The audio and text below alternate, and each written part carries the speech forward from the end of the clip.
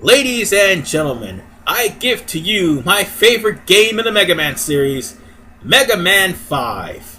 And the reason why? Because it reminds me so much of the Ruby Spears cartoon. And that was actually my childhood, and I pretty much enjoyed that. Anyway, what's going on here? Well, a vicious army of robots is bent on destroying the world in the year 20XX. Because clearly it's not Wily. And behind this destruction is...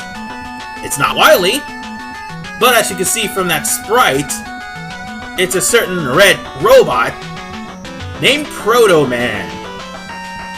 Now, if you haven't played 3 and 4 before this game, then you'll know that this is a shock to you, well, this isn't a shock to you because you've watched the Ruby Spears cartoon.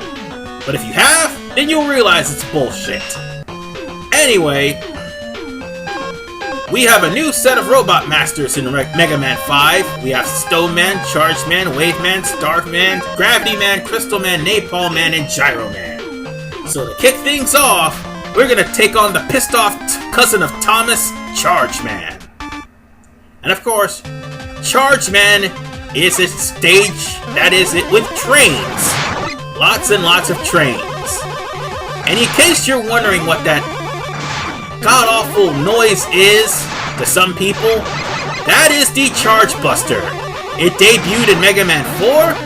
However, here's the thing. Thanks to the ending of Mega Man 4, Dr. Cossack improved the Charge Buster. Well, that's one of the few things he gave Mega Man.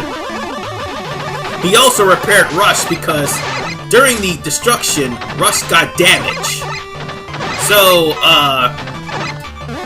Dr. Cossack repaired him. Now here's the thing.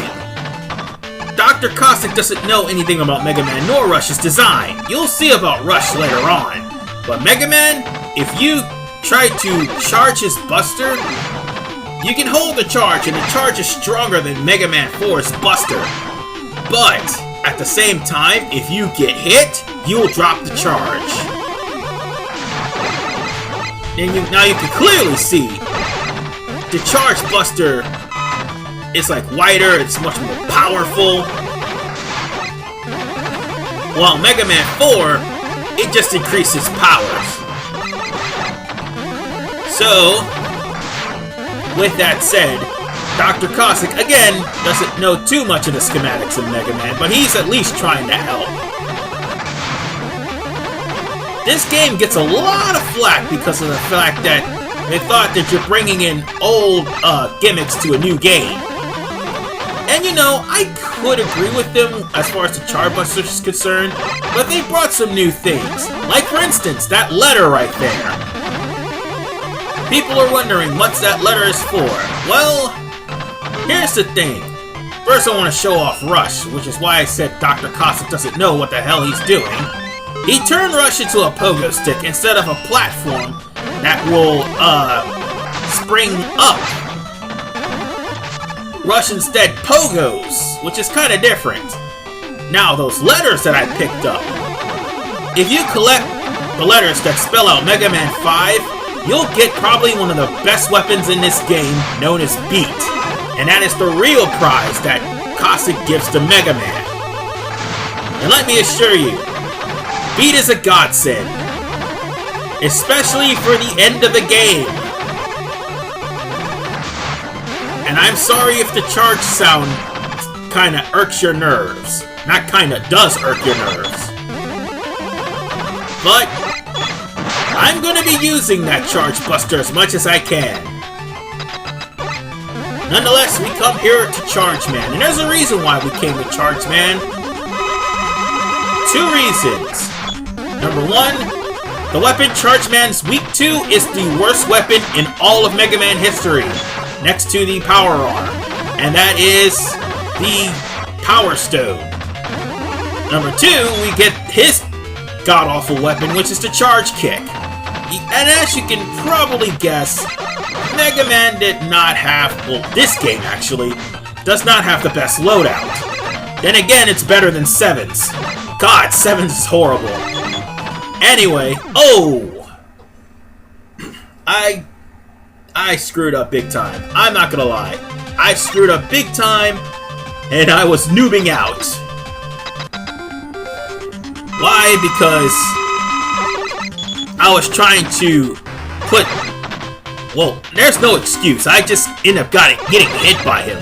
So what you need to do with Charge Man is not get hit, number one. Number two, try to keep your distance from Charge Man, turn around and use charge shots. That's the only way you're going to be able to win this guy. Because the Power Stone doesn't work at all. Which is why Charge Man can be a little bit difficult. He has an invincibility frame when he charges into you. Come on, RV Man, you can do this.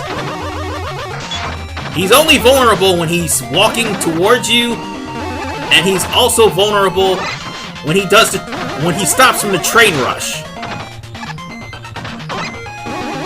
Come on. Stop that! Damn it! Alright, let's try this again. Yeah, I've died one too many times here. On Charge Man, no less. Yeah, I know, I'm paying a little bit terribly, but hey. This guy normally gave me trouble. And it's kind of obvious to see. I don't know, I must have lost my touch or something. Nah, I shouldn't make excuses. I was just sucking really bad, and now I'm just like, screw this, I'm gonna kill this guy. Oh god, stop that! Oh! Come on. Oh, don't you trap me in the corner! We can do this. We can do this. We've been on this stage for 7 minutes now. Come on. Come on. Whoa! Damn it! That was stupid of me. Come on. Come on.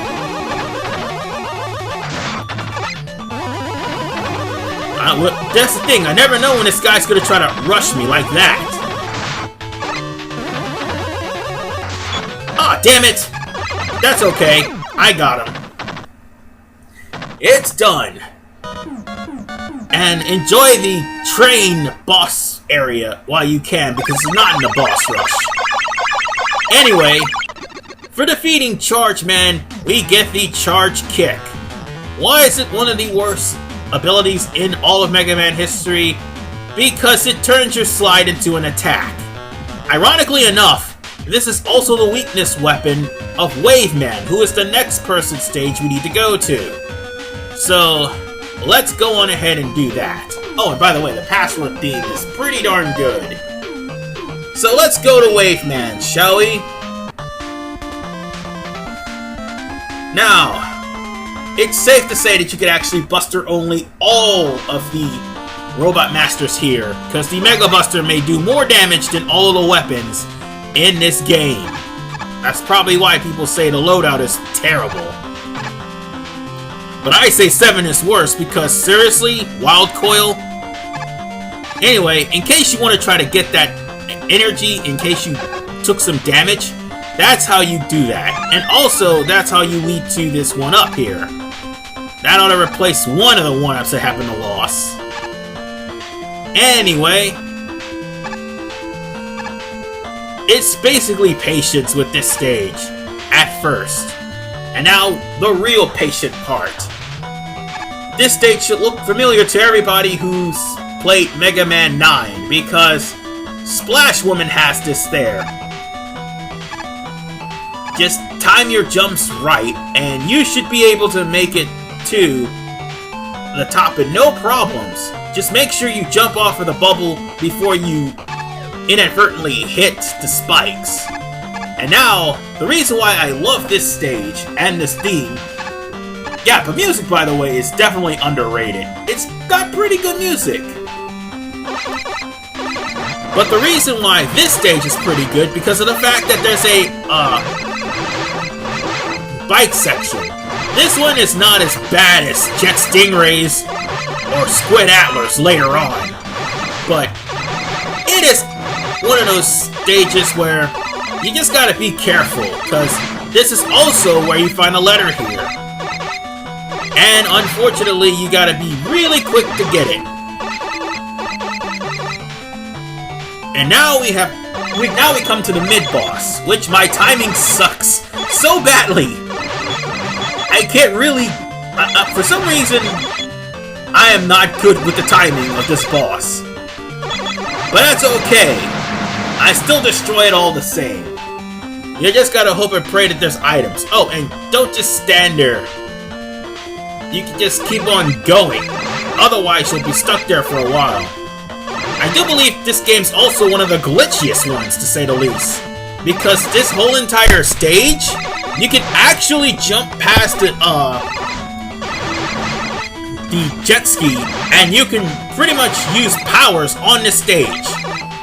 That's a really ridiculous thing, but I have never been able to try it because... Oh god, I missed a letter! Damn it! That was the letter right there. It was in front of those two dolphins. I'll have to get it after I finish this level. But anyway, what I was trying to say is you'll end up skipping the whole entire jet bike section and just coming here. But the game will freeze. And I never tried it before, but I just heard about it on YouTube. Anyway, we've come to Wave Man, and I'm gonna die. Because there was no point, I was not gonna win. Not with the charge kick. I forgot to mention, if you only have a certain amount of invincibility frames when using the charge kick. Otherwise, you will die. Well, I wouldn't say you will die. You'll take hits. As you can see, the waves do little damage. The harpoon does little damage. But Wave Man himself actually hurts. So if you're going to use the charge kick, be prepared to take a lot of damage. That's all the more reason why I took the hit like I did. And it's not because I was being a noob. Anyway, with that, we've got the water wave. The water wave goes along the ground. And that's basically it. It can kill off a lot of ground enemies so long as you follow it. Ironically enough, it's the weakness of Starman. So let's go and get that letter, shall we? And I'm back. I got the letter, but at the expense of a life. You see, I was killed by a dolphin. I have no regret. Anyway, I will see you guys in Part 2 when I take on Starman and Gravity Man. This is RVman985 signing out. I love this music, and damn, it's good to be back. Take care.